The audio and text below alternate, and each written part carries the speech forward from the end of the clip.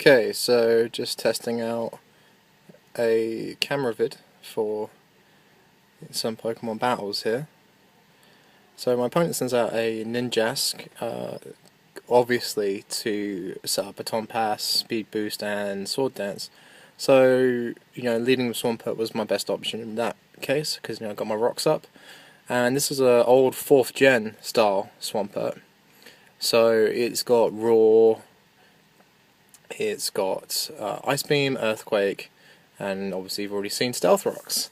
So here he's going to send that into Smeagol, I believe. Here I just kind of go, whatever, he's going to, get Smeagol up. And I was panicking for a sec there, because I thought, maybe this guy is being a douche and setting up Moody Smeagol. But no, I roar out and get straight into Ninjask, which was, beautiful, because he's going to lose half his HP. And that's just lovely, really, because he lost his sub and he lost his buttload of HP. Obviously, he's going to outspeed, get his roost up. No major issue, because it just allows me to just roar again and kind of try and get out an opponent that I feel a little bit more comfortable dealing with. I will warn you guys now, this is really somewhat of a match that kind of focuses very much on phasing, so it's not great. So he sends in Carnage, which is his Dragonite. If it is multi-scaled, obviously it's now broken due to the Stealth Rocks, so I feel pretty comfortable at this stage that an Ice Beam will take it out. He goes for Dragon Claw. Sort of Outrage would be quite dangerous at this time in the game. You're a bit too early for a sweep, but I get my Ice Beam off, which you probably didn't expect, as it's kind of an old set, and that's gonna kill him in one go. Times 4 weakness. It's just boom and gone. And there we go. Dragonite's down. So 2 minutes into the game, and they're taking out his main physical sweeper, which is good. And he's not going to want to send in Glycer at this stage, so I feel comfortable he's not going to set up that yet, because obviously he's fearing the Ice Beam. Now he knows I've got it. So Smeagol comes in. It's got the Spore. I just leave Swampert in at this stage because, there's no point in me phasing anymore with Swampert because I can't set up any hazards. So since we're battling sort of Smogon rules, I just go ahead and let him sleep, get some lefties recovery, and I believe at this stage I'm going to switch out as he sets up his sub.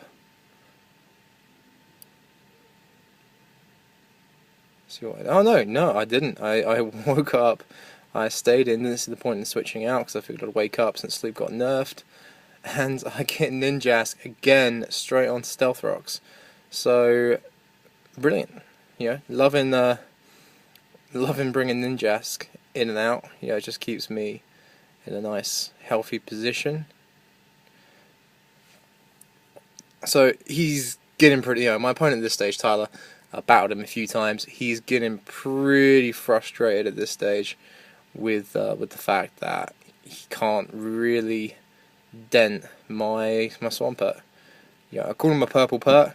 This is not a Pokégen or Pokésav Swampert. This is a in-game bred Swampert. And that was pretty okay. That was some pretty hacksy stuff going on there. Single Ice Beam is only it's not the second Ice Beam of the game I've used, and I get the freeze, which was awesome. And that pretty much leaves me open to do whatever I want, because he knows now that I've got plenty of. He knows that Swampert's got more than enough phase, so I'm going to abuse this opportunity, send in Skymarie. And I figure he's not going to want to keep in Ninjask, but he does. For some very, very unusual reason. Really not too sure. Maybe he was obviously hoping for the Thor. But that's, even though the freezing stat has been nerfed a long time ago, it's still one of the worst status you can have. And he's just it's just the Hax gods just really aren't doing him any favours in this game. So set up my spikes. I'm loving my hazards this game. Like I say, this is a very hazards oriented and phasing type game. I think you guys can pretty much assume what Skarmory's going to do. That's, whenever I just kind of feel comfortable, I'm just going to phase out why on earth he decided to continue to set up. It thawed. I'm just setting up hazards. I'm just loving life right now. If he gets his baton pass, that's absolutely fine because he's got nothing that can dodge my whirlwind. And pretty much the only thing he can really pass into is Glysaur at this stage. And even that, to be honest, with the Swords Dance boost, I really can't see it, one hit KOing Skarmory, since his stab move, none of his stab moves can really hurt Skarmory at all. So he goes into Breloom, just kind of thinking, Breloom's kind of a dangerous guy to go into against Skarm, but I'm really not that worried because, speed boost just doesn't do him any favours, because there we go. So long to another sub, and always love a speed boost, and Ninjask comes in again, and he's getting really pissed at this stage. I think he's probably just, at this stage, the smart move would be just to leave Ninjask in to get killed, because to be honest, if I just by roosting and things, he's just going to be racking up additional hazards damage against his other guys. Ninjask is pretty useless to him at this stage, but he's absolutely committed to getting his stats and baton passes off, but it's just not working for him. So I go for the Purplepert and kill him. I did him a favour. As you can see at this stage, we're 12 moves in, so we're about halfway through the battle. Recall damage, pretty standard. Lefties recover. It's just easy. So there we go. So now we're 6-4, I believe. Breloom comes in again. Obviously, kind of predicting just the Spore. It takes plenty of damage, but obviously now he's going to Spore me and gets Toxic Heal up, so that's going to obviously a real brave move, bringing in Breloom at this stage. Personally, I would have thought that the smarter move would have been to bring in Gliscor at this stage, just because he can, Gliscor would be able to take my Brave Birds much better, and probably get off get off a Sword Dance before I decide to actually phase him out, which, at least he has the chance to flinch, he has the chance of freezing by going for the Ice Fang, assuming that is the stage running. I do believe it is, just kind of think about it. This match was taken, months ago. Just happened to still have it on my my versus recorder. So I do apologise, actually, just wasn't going to. I apologise for the shaky camera. This is the first video that I've decided to actually try and upload via my Pokemon battles. My Victini.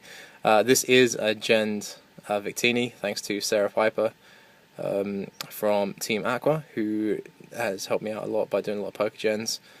Obviously, because EV raising and breeding for IVs is an absolute nuisance. I do not have the kit at home on my laptop to do the whole Pokegen thing, and frankly, I have no idea how to do it.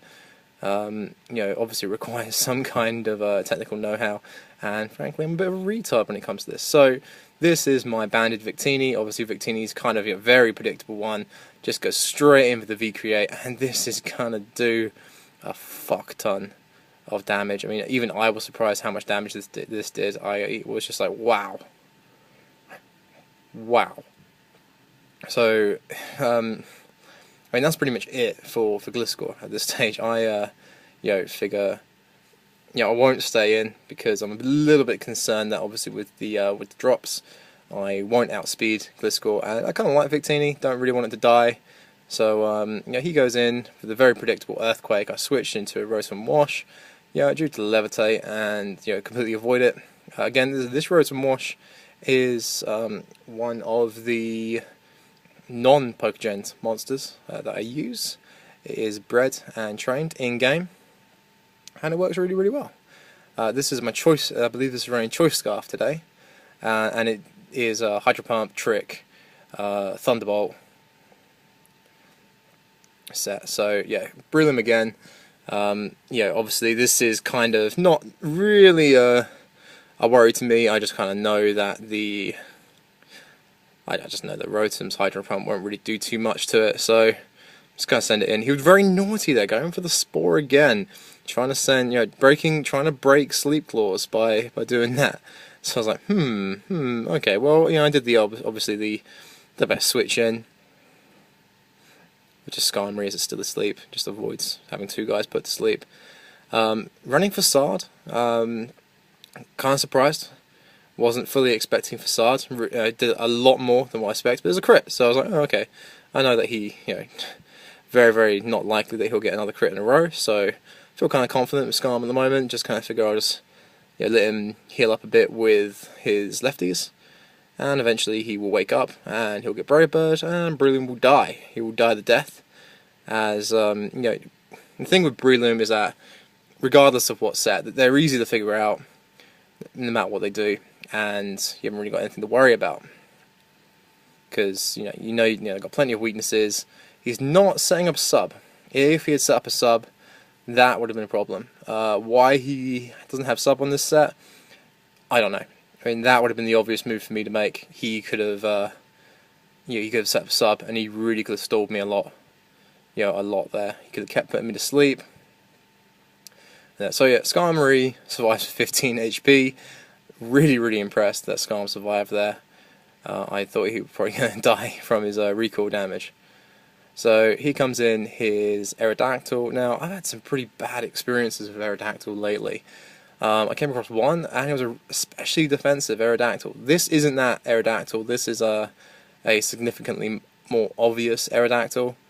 So it's probably running like Taunt, Substitute, Rock Slide, and Earthquake, I believe.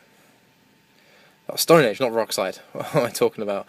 So yeah, he Stone Edge's Swampert. It does pretty much. I mean, this Purplepert, he just takes hits. So there are some Pokemon that I regret not nicknaming. I don't really nickname my Pokemon, and that's one of them. I should have called him Rocky Baba. So yeah, at this stage, Tyler runs, knowing that he can't really do anything else because all he's got is like a Smeagol and and obviously when he had out Aerodactyl and he didn't really have a chance, I still had Victini, Shaman, Chansey.